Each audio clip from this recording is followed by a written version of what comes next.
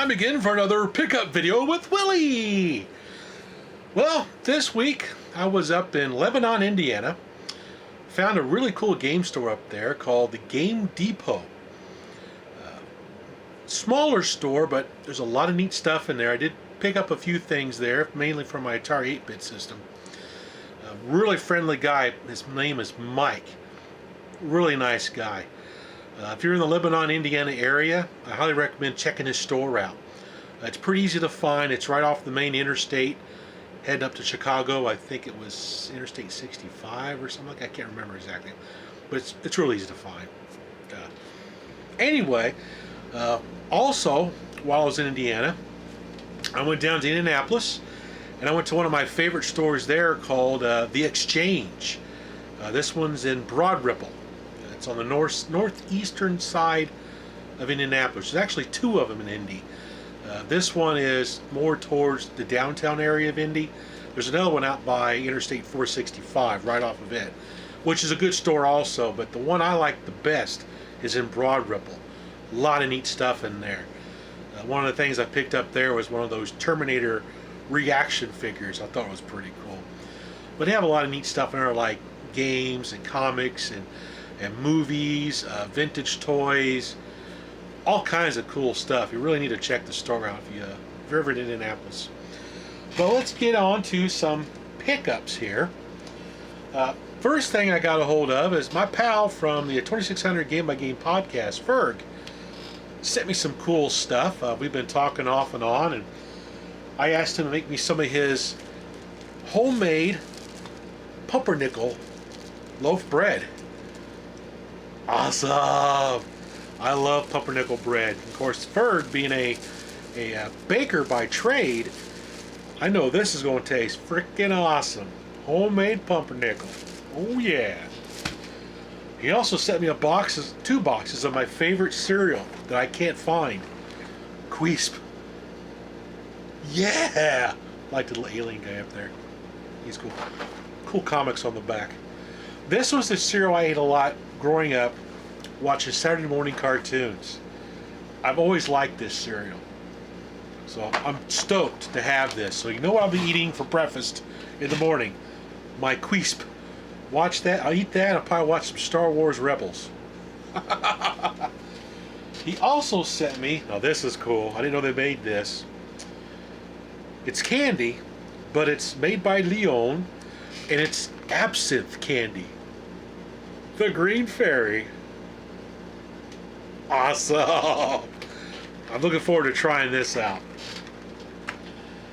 He also sent some bead art that he did, which is kind of neat.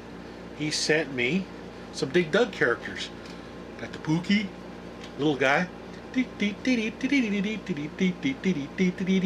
That's cool. And a little dragon. Awesome. He's green, so he's probably mixed into the background, but awesome. He made these. Pretty cool. I'd like to try and make some bead art sometime, but not so artistic. Oh, it went Pookie. Fell on the floor. Anyway, now let's get to the regular pickups. We'll start with the 8-bit stuff I've got. Now this first one I got here, which is Deluxe Invaders, which Ferg sent me this. I've been wanting Space Invaders for my Atari 8-bit. I got the Space Invaders made by Atari, but it's not quite right. This is more like the Invaders in the arcade. So I'm happy to get a hold of this. Thank you, Ferg, for sending that to me. I'm pretty happy with that. I found the 8-bit version of Frogger. Yay! Really good version of Frogger on the Atari 800. Music is great on this game. Love it. And then I found an Atari XE game, Dave's Midnight Magic. Really neat pinball game for the Atari 8-bit. Ball physics are pretty nice. And then I picked up a mystery cartridge while I was up at the Game Depot, Lebanon. Come to find out, the game on here is Linking Logic by Fisher-Price. It's also available on the ColecoVision too. And what's neat about this game, Fisher-Price, educational game, yeah. But it's a puzzle game, and it's actually kind of fun. You basically have this vertical maze, And you have these different objects that you can pick up, like springboards, moving walls, moving platforms, things like that, that you place inside this maze in such a way that you're able to drop a ball at the top, a little pinball, and it'll roll back and forth in the maze to pick up these items on each level. So you try to pick up all the items before the ball gets to the bottom of the maze, and you don't want the ball to fall outside the maze. So it kind of makes you think. It's not too bad of a game, actually. It's actually kind of fun. I need to try this on my ColecoVision too to see how it plays. But it's pretty good on the Atari 8-bit. Also for my Atari 8-bit, I picked up the Atari Max stuff flash cartridge that I'll use. Here's the actual programming cartridge here, and then here's a 8 megabyte flash cartridge. You basically plug this into there like so, transfer the game over to the flash cart, and then pop this into the Atari 8-bit and try your game. And then the last thing I picked up, there's nothing else, was Resident Evil 2 for my Dreamcast. I've been looking for this for quite a while. Finally found it. Got a great price on it, $5. Normally this thing goes for like 20, 25 or so. And it's in great shape. Looks brand new. The disc is immaculate. It's a 2-disc game as well. It's got another disc in here. Yeah. Disc 2. So that is an awesome game. 2 discs. Yeah.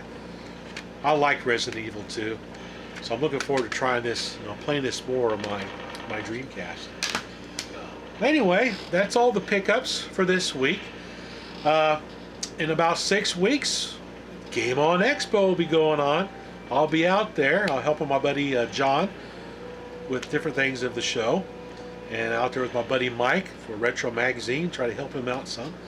So you'll see me bounce around out there. I'll probably mainly in the arcade and the free play area is mainly where I'll be at. Anyway, thanks for watching.